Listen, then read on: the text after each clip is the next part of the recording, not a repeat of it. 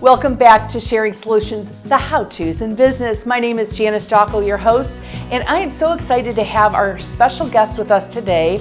It's been a little bit of a test of time of what's going on here in Ohio, and we're going to talk to Chelsea about the law that had gotten passed for employers and how she's navigating that with her clients, and for you to learn on how to navigate the waters of the marijuana passing.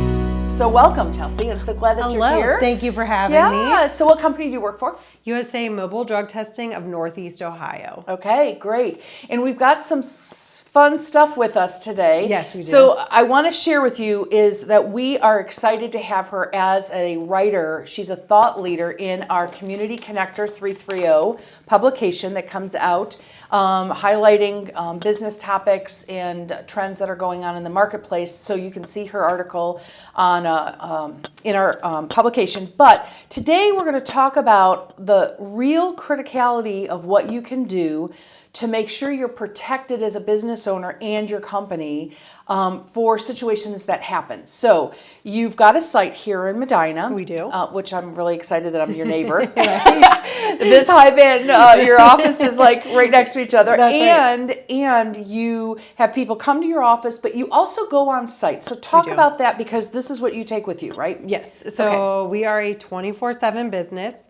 We go out to sites that anytime, anywhere, as they call it in our slogan. Mm-hmm. So anytime we get a call, a collector goes to make sure that they're taken care of. We have breathalyzers, and we do urine drug screens or anything that they really want on site with them. Mm-hmm. And then we can also go there for scheduled events like randoms or anything like that. Someone will come to you.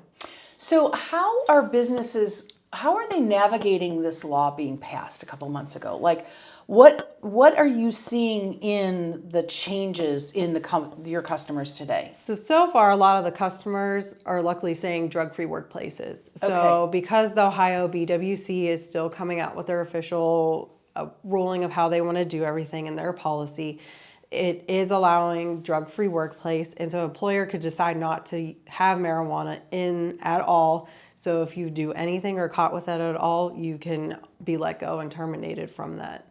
But normally, and it will be covered under the state. So the state law is allowing employers to stay drug-free and not accept marijuana if they don't want to. Okay. So what that would mean to an employer is that they would have to add that into their policy or into their handbook as a policy that they are a drug-free establishment and that individual cannot come to work under the influence. Correct. Okay. So what are the situations that you go out? So I know that you've got, let's say I own a company that my employees are driving my company vehicles. Yes. And they get in an accident. Yes. What happens? Like, what do I need to do to make sure that I'm covering myself as an employer to making sure that they haven't been under the influence, or that, I have all the boxes checked? What does that look like? So once they get in an accident, one, you want to make sure that they're okay first. Any injury care is first and foremost. Mm-hmm. And then certain places, hospitals, will let us come in and even do drug testing there. You could get drug testing at the hospital if they do that. Some do, some don't right now. Or we could just go on site if it's nothing too terrible that they need injury care. We could go on site and accident test them there. Okay. We also could do the accident testing in our office. Just sometimes we don't want them to drive in case they are impaired, and that's the reason for the test. So we try to meet them where they are. We're at their place of business, so we could go ahead and make sure that they're okay. So let me ask you this: Do you go to the accident scene? We try not to because of privacy. Okay. We want to make sure that everything is private. Everything's private for them, the donor, everything like that. So we make sure we kind of try to meet. We've done it in a Starbucks before. We've done testing at a McDonald's before if we had to, as long as we have permission. Yeah. And then we'll do it there if we have to. Okay. But we do like to go back to that place of employment when they feel more comfortable. Sure. A supervisor's there with our collector, so then everyone's safe and sound. Got it. So what do you think the primary work that you do for a client? What is the like I see all kinds of gadgets on my Yeah, table right. here. So what is it what is the number one thing you feel that you're doing on a regular, repetitive? Is really urine and breathalyzers. So for randoms, especially for the Department of Transportation, making sure that they're staying compliant, anyone who's under that. Also just going to do post-accident reasonable suspicions. Our numbers have jumped significantly in the post-accident region, and doing anything that's suspicious. If someone thinks someone's doing something at work, they'll call us, we'll come in and test them. So that has seen an uptake a lot recently as well. Interesting, interesting. Well, you and I have a passion for one thing, and that's training. We do. And so, yes. Tell me, you have been really busy going into workplaces lately. Yes. And what is it that you're training? Who is it that you're training? And what is the information you're training them on? Yes, so we're doing some supervisor trainings, and what I'm doing is teaching the supervisors how to look for the drug and alcohol abuse that's happening and misuse, especially in the workplace. Because you don't want to have someone go on a forklift and, God forbid, hurt somebody else or themselves being impaired. So I'm helping supervisors recognize what they're looking for and what kind of signs and symptoms there are, and how to document it to make sure that it's covered legally for them as well.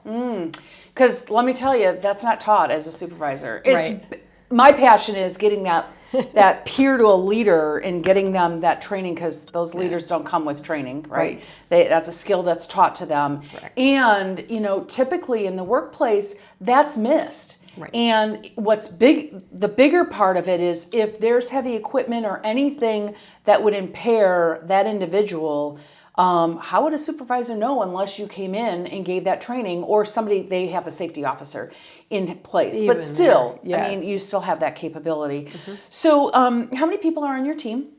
We have, let me think now about that, I believe 8 of us. Wow. So there's 4 collectors that go in the field all the time, 3 that are in the office all the time, including myself. I go and do everything with that. And then our owner, Ken, he also does a lot of stuff with us as well. Okay, fantastic. Yeah. Are you locally owned, franchised? Tell us about the business model. So we are franchised. Our actual headquarters is in Florida. And so then this way, if we have someone all over the United States and they say, I have companies in North Carolina, do you have a collector out there? We could call headquarters and they help us try to find someone so we can very navigate nice. that. Yeah. So your client can have multi-locations and still have a one-stop shop with your company, and then you can make sure that their other locations are taken care of. Correct. Wow, that's Yes. great. Unless they're in the complete middle of nowhere and there's just no one. There's no collector at all. No solution. Right. There's no solution at that point, but we do try to make sure they're taken care of. Well, that's awesome. Well, I know you're very, very busy, and I know that this is a really hot topic right now. It is. For a lot of employers, but mainly because of this transition that's happening, and the state had passed that. So I felt that it was imperative, since the show is called Sharing Solutions, the How-Tos in Business. You are the one critical piece of the how-to in business. So thank you, Chelsea, so much for coming and spending a couple minutes with our viewers. Until next time, when we have our next guest, we will be sharing another solution tip for you on how-to in business. Until then, toodles.